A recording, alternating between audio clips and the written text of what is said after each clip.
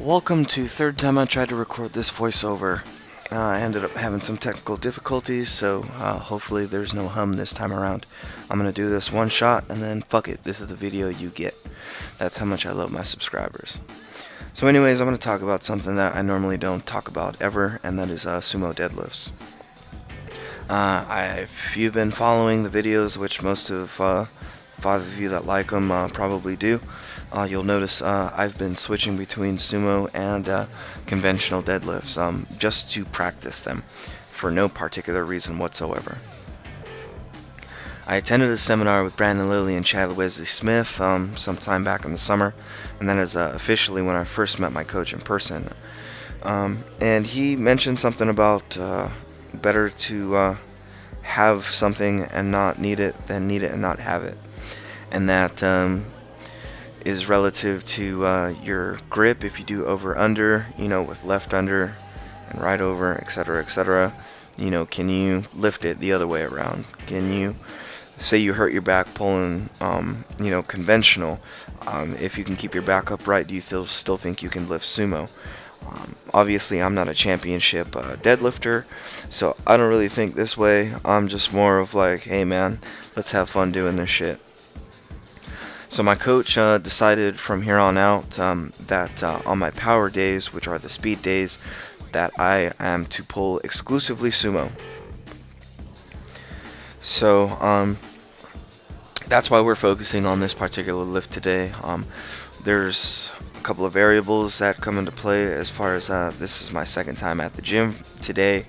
I came to specifically focus on this particular lift. I wanted to see what it was like warming up for it. Basically just checking my mobility. Will I be capable of actually doing the lift? And now I'm yawning, man, because I wasn't tired the first time I did a voiceover, but you could hear my computer fans howling. So I do apologize. It's now 1 in the morning, and I'm trying to get into some video games. But anyways, with my sumo positioning, you actually see my shoulders are a little bit behind the bar. Maybe I should probably work on being a little bit just over it rather than behind it. With the sumo deadlift, what you may not notice about my conventional, because there won't see any conventional footage in this video, is when I lock out, I am like a backslash.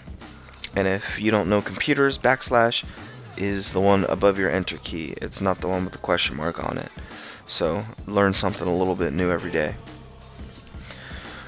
So my sumo deadlifting, I would imagine, would probably look similar to that with lockout, and I guess that's probably where I'd have some issues with it, and soft knees.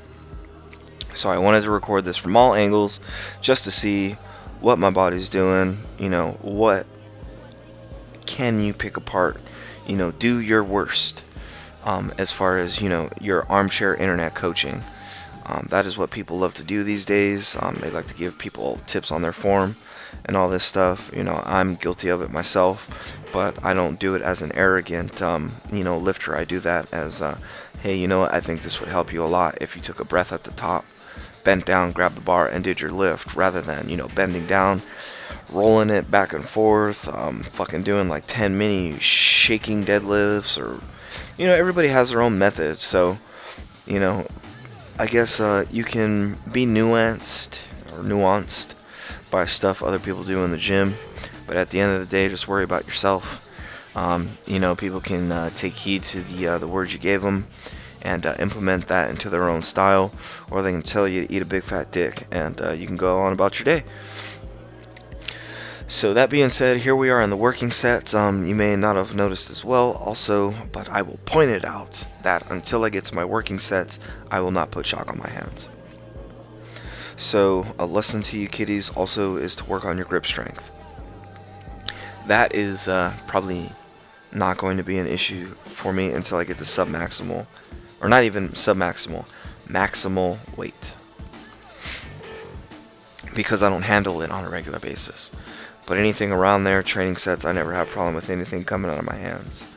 Sumo, I did have that problem because my hand that is pointed over, my overhand, would get caught on my massive fat thighs and would open up. So we've kind of fixed that problem by adjusting my grip, and now I don't grab the bar the same place I would with a conventional deadlift.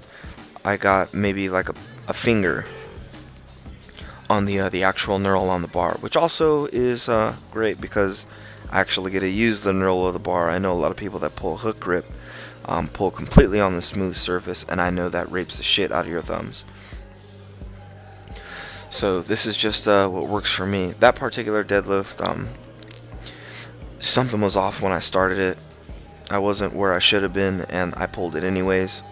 I got a little bit forward, and thus I didn't end up locking my my right leg out, or at least to my satisfaction.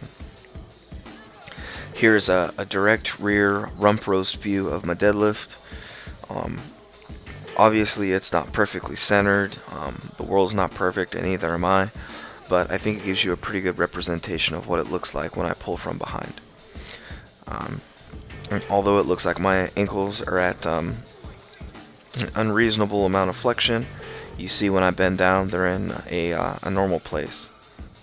I just feel that this is the most powerful at this time sumo position for me. I would like to get your thoughts on that as well. Do you think I would benefit on maybe having my my ankles directly under my knees, you know, being full 90 degrees in a 360 plane, or do you think it would be more beneficial for me just to keep doing what I'm doing and work on that? I'd like to hear your thoughts. And RKO out of nowhere, my coach programmed bent over barbell rows. So here's me hitting 225 for 10.